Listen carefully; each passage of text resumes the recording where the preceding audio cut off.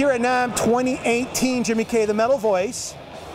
This is one of my favorite singers from one of my favorite thrash bands from the USA, the one, the only, Mark Oseguera. Yeah. Pronounce it for me. Pronounce it for me. Oseguera. Oseguera. Oseguera. Oseguera. So, Mark, right off the bat, the Evil Divide. By the way. No problem. No problem. Right off the bat, the Evil Divide's been out now for a bit of what? But I think it's been like a year and a half, right? Yeah, exactly. Have you guys started working on some new material? That's what this year is pretty much dedicated to for Death Angel. We want this, started the writing process very, in the embryonic stage of it, but plan on having the whole thing written, recorded, and mixed by the end of the year.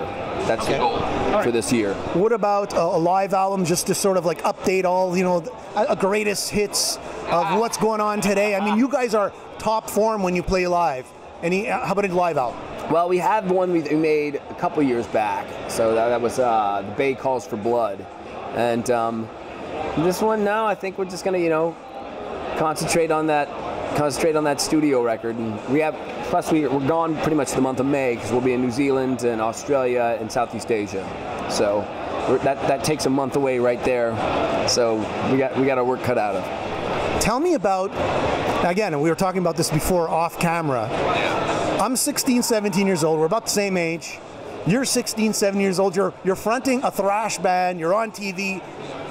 What did it feel like? You were like, what are your friends saying? Are your parents taking you out of school? You have to go back to school. You do gigs. What was it like being a teenager or a young adult playing in a band called Death Angel? It was incredible. It was, just a wonderful, wonderful experience, and I didn't know anything else really. I mean, I of course I was educated. Don't get me wrong, but I mean, I just kind of we were very fortunate that people liked our music. Then we got signed and we put out a record, and the thrash metal scene was just coming out. It was getting big everywhere, and we were part of this underground thing that was happening, and getting to travel the world and play music and meet the fans that were our age and a little bit older. You know what I mean? It was an amazing experience, and it kept me young.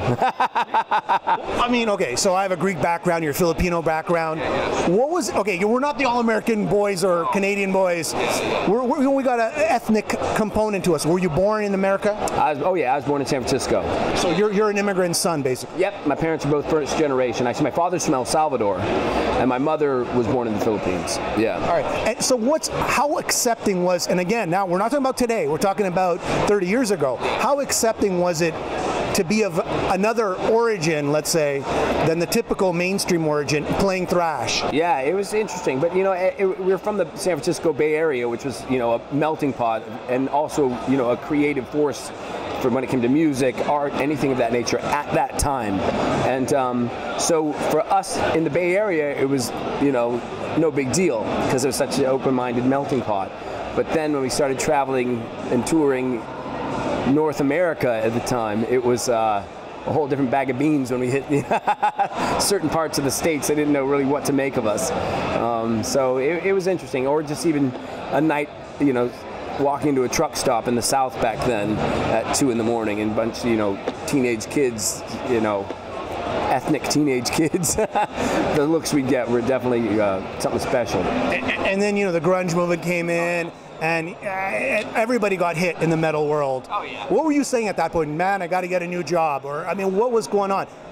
Well, truth be told, I kind of slid out before that happened to me, so I was least affected. Because I left the band in 1990, and right about then, and I moved to New York, and that's when I think the grunge stuff started happening, and I was already into Soundgarden and Green River and stuff like that. So I was sideswiped by how huge it got, but I enjoyed the music, but I saw it really, mess with a lot of careers of my peers and friends at that time. So for that, I feel bad for them, but I got out scot-free.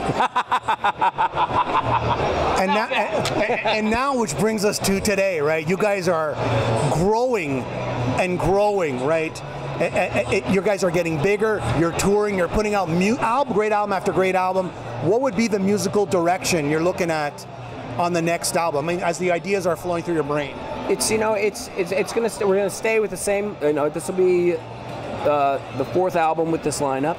This will be the most albums ever by Death Angel with this lineup, the same lineup. So we're going to stay with the same producer as well, Jason Sukoff out in Audio Hammer in Florida. So we're going to stick with kind of the same formula as far as, it's going to be aggressive in your face, but I think our arsenal's gotten a lot more varied, say on the last record, The Evil Divide, with something like Lost. So we're going to, it's just, we always have our own little subtle nuances that we throw in that other thrash bands just don't do, and I think that's what separates us from them. And I don't know if it's a better thing, but it's an original thing, and that's what we always strive for. Mark, thank you very much for doing this interview. It's been a pleasure. You're probably one of my favorite thrash singers that there is. And I'm probably one of my metal voices ever. What's your favorite online metal show? Metal Voice. Exactly. Jimmy K. All right, man, thanks.